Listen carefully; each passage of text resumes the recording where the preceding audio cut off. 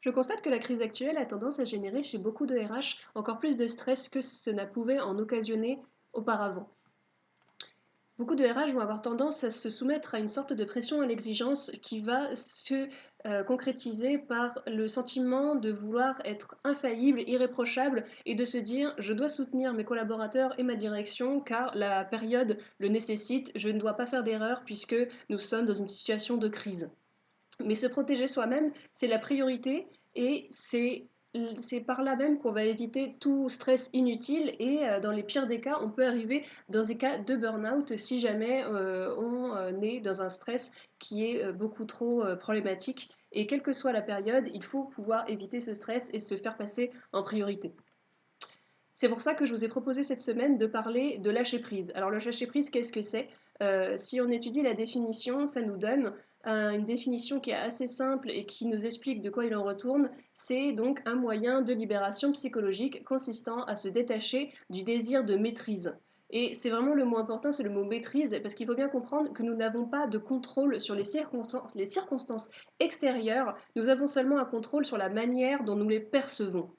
C'est pourquoi je vous propose aujourd'hui 3 astuces à appliquer dans votre quotidien de RH pour arriver à lâcher prise et par là même réduire votre stress qui est souvent assez élevé en la période que nous traversons. Donc la première étape, ça va être de se défaire de ce sur quoi je ne peux pas agir. Ça va être par exemple un décret du gouvernement qui met du temps à arriver et qui du coup ne me donne pas les informations dont j'ai besoin pour réaliser telle tâche dans mon quotidien de RH. Nous n'avons pas de poids sur les dates auxquelles vont arriver les décrets. Aussi, il faut vraiment arriver à prendre du recul et se détacher de ce point parce que ça génère du stress inutile et on n'a pas d'action possible immédiate sur ce type d'information. Donc autant lâcher prise et prendre un peu de recul. La deuxième étape, ça va être de ne pas hésiter à en parler, de parler de ce stress, de parler des émotions qu'on ressent et de demander de l'aide, de ne pas hésiter à solliciter son supérieur hiérarchique ou ses collègues ou les personnes avec qui on est à l'aise et en confiance pour en parler parce qu'en parler, c'est déjà une façon de décharger un peu de stress et ça peut aussi débloquer des situations parce que en parler, ça permet de faire jaillir de nouvelles collaborations possibles auxquelles on n'avait pas pensé auparavant.